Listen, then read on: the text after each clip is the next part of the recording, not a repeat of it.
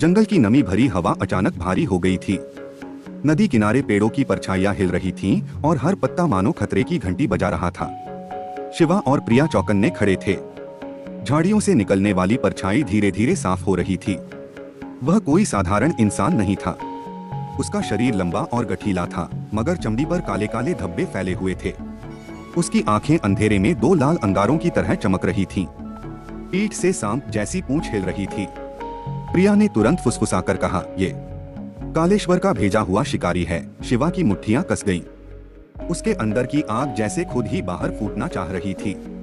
वह प्राणी गुर्राया और करख्त आवाज में बोला, तुम्हें ढूंढना मुश्किल नहीं था शिवा।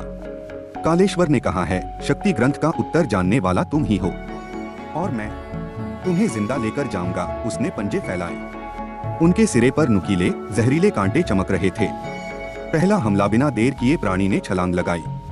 उसकी रफ्तार इतनी तेज थी कि पेड़ टूटते चले गए। शिवा ने बचने की कोशिश की, लेकिन उसकी बाजू पर पंजे का वार लगा। गहरी खरोंच से खून निकल पड़ा। आह, शिवा चीखा। प्रिया ने तुरंत हाथ उठाया। उसकी हथेली से पारदर्शी ढाल बनी और शिकारी उससे टकरा गया।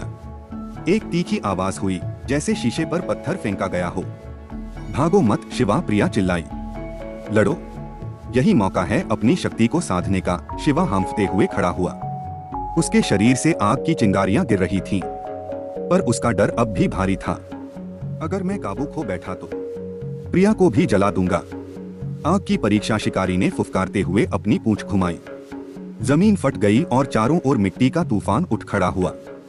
शिवा ने आंखें बंद की। उसे प्रिया की बात याद आई, डरो मत, भरोसा रखो, आग को अपना साथी बनाओ। उसने गहरी सांस ली। हथेली पर छोटी सी लौ जगी। इस बार वह कांपी नहीं, स्थिर रही। शिवा ने आंखें खोली। उसकी आंखों में आग की चमक थी। अगर तुझे चाहिए तो पहले इस लौ से गुजरना होगा। उसने हाथ फैलाया और आग की लपटें हवा में तैरने लगी। शिकारी गरजा और सीधा उस पर टूट पड़ा। दोनों का टकराव हुआ, लपटों और पंजों का। आवाज इतनी भयानक थी कि पास खड़े पेड़ धराशायी हो गए। प्रिया का जादू शिकारी बहुत ताकतवर था। वह बार बार लपटों को चीरकर शिवा तक पहुंचने की कोशिश कर रहा था। प्रिया ने अपनी शक्ति का इस्तेमाल किया। उसने शीशे का दर्पण बनाया। जैसे ही शिकारी ने हमला किया, उसका खुद का पंजा उसी पर पलटकर जा लगा। वह गुर्राकर पीछे गिरा। चालाक लड़की, तुम्हारा कांच ज्यादा देर टिकेगा नहीं। उसने अपने मुंह से जहरीली धुआं फूंका। वह धुआं धीरे धीरे शीशे को पिघलाने लगा। प्रिया कांप उठी। शिवा, जल्दी करो, मैं इसे ज्यादा देर रोक नहीं पाऊंगी। शक्ति का विस्फोट। शिवा का दिल तेज धड़क रहा था। खून बह रहा था, लेकिन उसके अंदर कुछ और भी जल रहा था, एक अजीब ऊर्जा। उसने अचानक महसूस किया कि आग सिर्फ उसके हाथों में नहीं, उसकी सांसों में, उसकी रगों में बह रही है। वह जोर से चिल्लाया। उसके शरीर से आग का विस्फोट हुआ। लपटें आकाश तक उठ गईं। शिकारी धकेला गया और उसकी त्वचा झुलस गई। गांव से दूर तक रोशनी फैल गई।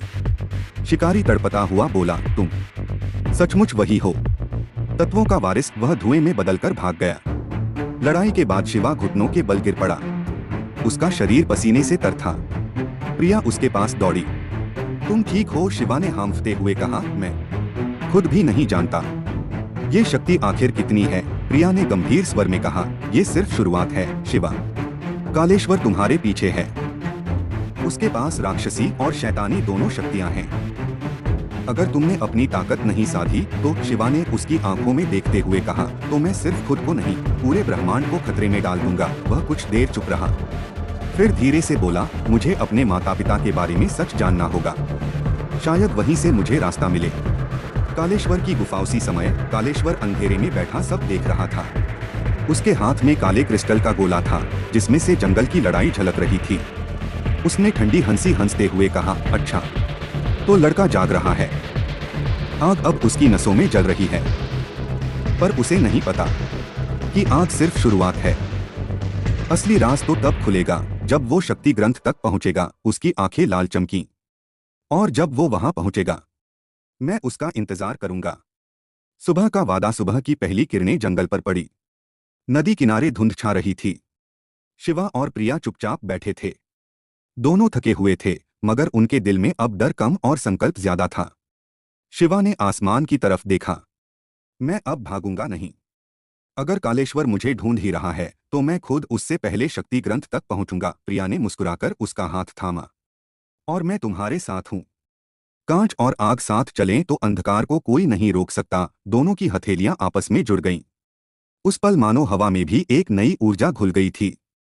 जंगल की खामोशी में कहीं दूर ढोल जैसी आवाज गूंजी, मानो कोई उन्हें बुला रहा हो। शिवा ने प्रिया की ओर देखा और कहा, यात्रा अब शुरू होती है। और दोनों घने जंगल की ओर बढ़ गए, जहां उनका इंतजार कर रही थी नई चुनौतियां, नए दुश्मन और शक्ति ग्रंथ का छुपा हुआ रहस्य।